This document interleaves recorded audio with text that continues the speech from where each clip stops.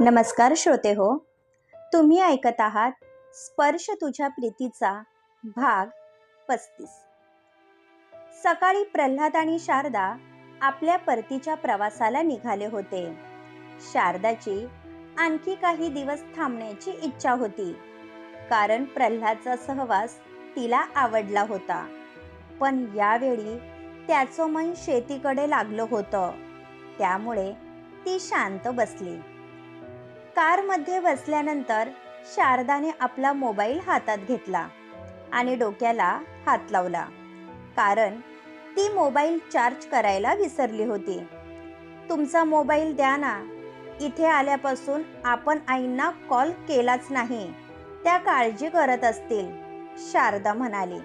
म्हणून त्याने आपला मोबाईल दिला, पण त्याच्या मोबाईलला रेंज नव्हती. आईला सांगा आपण निघालो आहोत, प्रल्हाद म्हणाला. तुमच्या मोबाईलला रेंज नाही आणि मी मोबाईल चार्ज करायला विसरले होते. असेही आपण घरी चाललो आहोत, त्यामुळे असू द्या. शारदाने कार स्टार्ट केली व दोघेही घरी जाण्यासाठी निघाले. देवीचं दर्शन झालं होतं.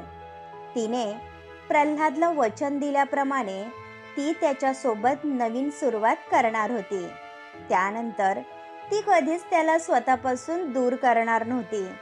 तिलाही आपला संसार सुखाचा व्हावा असे वाटत होते, त्यामुळे तिच्या डोक्यात एकसारखे त्याचे विचार येत होते. सकाळी सुलोचनाबाई यांनी दरवाजा उघडला. बाहेर चांगलंच पाणी साचलं होतं. अवकाळी पाऊस पडला होता, त्यामुळे पिकांच्या काळजीने त्यांना रात्रभर झोप लागली नव्हती. असं काही होईल हे त्यांना स्वप्नातही वाटलं नव्हतं. पण निसर्गाच्या पुढे माणसाला जाता येत नाही, त्यामुळे त्याला कोणीही थांबवू शकत नाही. म्हणून पुढे जे काही होईल त्याचा सामना करणे गरजेचे होते. मालकीन, मालकीन, घोर अनर्थ झाला आहे. रामा धावतच आला. त्याच्या डोळ्यातून एकसारखं पाणी पडत होतं. रडून काही होणार नाही. पाऊस पडणार आहे हे आपल्याला आधीच माहीत असतं तर कापणी झाल्यानंतर पिकं रूममध्ये ठेवायला सांगितली असती. आता जे नुकसान झालं आहे आपण त्याला काहीही करू शकत नाही. याआधी कितीतरी वेळा सुलोचनाबाई यांनी अवकाळी पावसाचा सामना केला होता. तुम्ही आधी शेताकडे चला, मग तुम्हाला समजल मला काय सांगायचं आहे. रामा मोठमोठ्याने रडायला लागला होता. तितक्यात सोनाली, अक्षय आणि अनु बाहेर आले. आई, काय झालं? हा असा का रडत आहे? अक्षयला काहीच समजत नव्हतं. रामाचं वागणं पाहून सुलोचनाबाई समजून गेल्या होत्या की काहीतरी अघटित घडलं आहे. गाडी काढ अक्षय, आपल्याला शेतावर जायचं आहे. सुलोचनाबाई चांगल्याच घाबरल्या होत्या. सर्वजण गाडीमध्ये बसले आणि शेताच्या दिशेने निघाले. यावेळी सुलोचनाबाई या भीतीने थरथर कापत होत्या, कारण काही विपरीत घडलं तर प्रल्हादची काय अवस्था होईल त्यांना याची चिंता सतावत होती. सर्वजण शेतावर आले. समोरचा नजारा पाहून सुलोचनाबाईंचा श्वास आतमध्ये कोंडला गेला. ते चक्कर येऊन खाली पडणार तितक्यात अक्षयने त्यांना सावरले. आई, सावर स्वतःला. अक्षयने त्यांना खडकावर बसवले. अरे माझ्या कर्मा, हे काय अघटित घडलं देवा. माझ्या पोराच्या कष्टाचं तू हे फळ दिलं. त्या बिचाऱ्या पोराने दिवस रात्र घाम गाळून कष्ट उपसले, तुला एकदाही त्याची कीव आली नाही. सुलोचनाबाई मोठमोठ्याने रडायला लागल्या होत्या. म्हणून अनुचे डोळे भरले होते. नको ना रडू आई, काही गोष्टी आपल्या हातामध्ये नसतात. अनुने त्यांना मिठी मारली. तसा संपूर्ण गाव तिथे जमा झाला. अरे, हे कसं काय झालं? शेतामध्ये पाणी साचलं कसं? गावातले शिर्के म्हणाले. त्यांची पण भातशेती होती. मला काहीच माहिती नाही शिर्के साहेब, मला फक्त भाताच्या पेंड्यांची काळजी होती, पण शेतामध्ये पाणी कसं साचलं मला माहीत नाही. रामा रडायला लागला.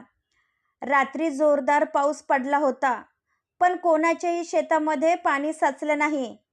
आमचं नुकसान झालं, पण पिकं आडवी पडली नाही. प्रल्हादच्या शेताची नासाडी कशी काय झाली हे समजत नाही, शिंदे म्हणाले. गावकऱ्यांना प्रल्हादचं वाईट वाटत होतं, कारण त्यांच्यापैकी सर्वात जास्त कष्ट करणारा एकटा तोच होता आणि त्याच्यासोबत ही अघटित घटना घडली होती. ओ गॉड, आत्ता मला समजलं की शेतकऱ्यांचे वाईट दिवस कसे येतात. म्हणजे आता ही सर्व पिकं खराब झाली. भाऊजीने जी मेहनत घेतली होती ती सर्व व्यर्थ गेली. हॉरिबल आहे हे. सोनालीचा स्वतःच्या डोळ्यांवर विश्वास बसत नव्हता. हेच कारण होतं म्हणून मी दादाला शेती करण्यापासून रोखत होतो, पण त्याला स्वतःची जिद्द पुरी करायची असते, अक्षय म्हणाला. यावेळी सुलोचनाबाई उत्तर देण्याच्या मनस्थितीत नव्हत्या, त्यामुळे त्या शांत बसल्या. यावेळी त्यांना फक्त प्रल्हादची काळजी वाटत होती. गाडीने गावची वेस ओलांडली. आजूबाजूला पाऊस पडण्याची चिन्ह दिसत होती, त्यामुळे त्याच्या मनामध्ये अनामिक भीती दाटून आली होती. भीतीने त्याच्या कपाळावर घामाच्या धारा वाहत होत्या. पाऊस पडला आहे, आत्ताच्या आता गाडी शेतीकडे वळवा. यावेळी शारदा ड्राईव्ह करत होती. पाऊस पडला म्हणून काय झालं, आत्ताच तर आपण आलो आहोत. आधी घरी जाऊन आराम करूया, त्यानंतर शेतीवर जाऊ. शारदाला परिस्थितीचं गांभीर्य माहीत नव्हतं, पण प्रल्हादला संकटाची चाहूल लागली होती, ज्यापासून शारदा अनभिज्ञ होती. तुम्हाला सांगितलं ते करा. आधी मला शेतावर जायचं आहे. तिथे गेल्याशिवाय मला चैन पडणार नाही. प्रल्हाद चांगलाच टेन्शनमध्ये आला होता, त्यामुळे त्याच्या ओठातून शब्द बाहेर पडत नव्हते. शारदाने काहीही न विचार करता गाडी शेताच्या दिशेने वळवली. प्रल्हादचा जीव मेटाकुटीला आला होता. तिने गाडी थांबवली. तसा प्रल्हाद पटकन गाडीतून उतरला आणि धावतच शेतीच्या दिशेने गेला. त्याने समोरचा नजारा पाहिला, त्यानंतर तो पूर्णपणे कोसळून गेला होता. त्या पावसाच्या कोसळणाऱ्या धारांनी जितकी खळबळ माजवली नव्हती, त्यापेक्षा कितीतरी जास्त पटीने त्याच्या आतमध्ये कल्लोळ माजला होता. यावेळी तो पूर्णपणे कोलमडून गेला होता. त्याला सावरणं कोणाच्या हातामध्ये नव्हतं. तो तसाच मातीमध्ये बसला. त्याच्या डोळ्यामधून एकसारखे अश्रू टपकत होते. त्याची संपूर्ण मेहनत वाया गेली होती. त्याने इतकी मेहनत करून जी पिकं वाढवली होती ती पाण्यामध्ये आडवी पडली होती. काहीच शिल्लक राहिलं नव्हतं. संपूर्ण शेती उद्ध्वस्त झाली होती. शारदा पुढे आली. तिने समोरचा नजारा पाहिला, तसं तिचं अवसान गळून गेलं. पण यावेळी तिला सर्वात जास्त काळजी प्रल्हादची वाटत होती. प्रल्हाद, सुलोचनाबाई त्याच्या जवळ आल्या व आपल्या मुलाला जवळ घेतलं. यावेळी प्रल्हादची अवस्था त्यांच्यापेक्षा जास्त कोणीही समजू शकत नव्हतं. सावर स्वतःला. काही गोष्टी आपल्या हातात नसतात. आपल्यावर जे संकट ओढवलं आहे त्यातून पांडुरंग आपल्याला नक्की बाहेर काढेल. सुलोचनाबाई एकसारख्या रडायला लागल्या होत्या. पण प्रल्हाद अजूनही भ्रमिष्ठासारखा एकटक समोरच्या शेतीकडे पाहत होता. पाण्यात आडवी पडलेली पिकं त्याच्या डोळ्यासमोरून जात नव्हती. यावेळी त्याच्या सर्व संवेदना संपल्या होत्या. त्याला तर वेड लागायची बारी आली होती. एक वेळ त्याला शेतीतून उत्पन्न मिळालं नसतं तरी चाललं असतं, पण 6 महिन्याची मेहनत पाण्यामध्ये गेली याचं त्याला मनापासून वाईट वाटत होतं. प्रल्हाद, तुम्ही जर असे खचला तर आईला कोण सावरणार? तुम्ही ऐकत आहात ना मी काय बोलत आहे ते? शारदा त्याच्या शेजारी बसली आणि त्याचे दोन्ही दंड हलवले. त्याच्या डोळ्यातलं पाणी तिला असह्य करत होतं. त्यामुळे आता ती सुद्धा रडायला लागली होती. प्रल्हाद, ऐकत आहात ना तुम्ही? भानावर या. यावेळी आम्हा सर्वांना तुमची गरज आहे. शारदा त्याच्यावर ओरडली. त्याने एक नजर तिच्याकडं पाहिलं आणि रडायला लागला. शारदाने त्याला जवळ घेतलं. आज पहिल्यांदा ती प्रल्हादला इतकं हतबल झालेलं पाहत होती. सोनाली आणि अक्षय या दोघांवर काहीच परिणाम झाला नव्हता. पण या चौघांची अवस्था पाहून गावकऱ्यांच्या डोळ्यामध्ये पाण्याचे थेंब जमा झाले होते.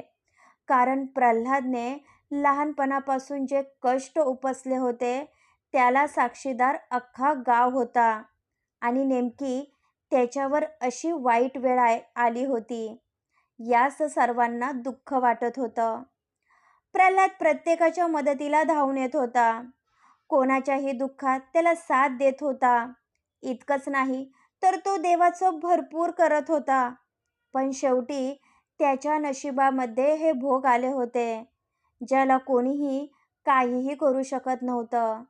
शेवटी परिस्थितीपुढे माणसाला हार पत्करावी लागते, हेच खरं होतं. प्रल्हादही याला अपवाद नव्हता. ही फक्त पुढे येणाऱ्या संकटाची चाहूल होती. त्याच्या नशिबात आणखी काय वाढून ठेवलं होतं यापासून तो अनभिज्ञ होता. शारदा स्वयंपाकघरामध्ये सुलोचनाबाईंना मदत करत होती. कालपासून घरात चूल पेटली नव्हती. त्यामुळे कोणाच्याही पोटात अन्नाचा कण गेला नव्हता. प्रल्हादने स्वतःला आपल्या रूममध्ये बंदिस्त करून घेतले होते. जे काही झाले होते त्याचा त्याला जबर धक्का बसला होता. हे गे शारदा, प्रल्हादला जेवायला घाल. यावेळी तूच त्याला सावरू शकते. सुलोचनाबाई यांचे डोळे भरून आले होते. हे काय आई, तुम्ही अशाच रडत राहिल्या तर आम्ही कोणाच्या तोंडाकडे पाहायचं? निदान आमचा तरी विचार करा. अनु अजून लहान आहे. तुम्हाला असं रडताना पाहून तिचा जीव काय म्हणत असेल? शारदा त्यांचा हात हातामध्ये घेत म्हणाली. शारदाच्या बोलण्याने सुलोचनाबाई यांना धीर आला. प्रल्हाद कुठेतरी शून्यात हरवला होता. यावेळी त्याने बरीच स्वप्न पाहिली होती, पण त्याची सर्व मेहनत पाण्यात वाहून गेली होती. याआधीही बऱ्याच वेळा अवकाळी पावसाने नुकसान केलं होतं. त्या मानाने यावेळी बरंच नुकसान झालं होतं. त्यात प्रल्हादच्या जबाबदाऱ्या अजूनही संपल्या नव्हत्या. पण कितीही कष्ट केले तरी पैसा कमी पडत होता. त्यात जी आपदा आली होती त्यात होत्याचं नव्हतं झालं होतं. शारदा आतमध्ये आली तशी त्याची तंद्री भंग पावली. तिला प्रल्हादचं मनापासून वाईट वाटत होतं. कालपासून तुम्ही काहीही खाल्लेलं नाही. 2 घास खाऊन घ्या. शारदाने त्याच्यासमोर ताट धरलं. माझी खरंच इच्छा नाही. उगाच जबरदस्ती करू नका. प्रल्हाद अजूनही सावरला नव्हता. तिने जेवणाचं ताट बाजूला ठेवलं व त्याच्या समोर शेतकऱ्यांचं आयुष्य किती खडतर असतं हे मला सांगायची गरज नाही. नैसर्गिक आपत्ती असो या बाजारभाव, शेतकऱ्याला प्रत्येक गोष्टीचा सामना करावा लागतो.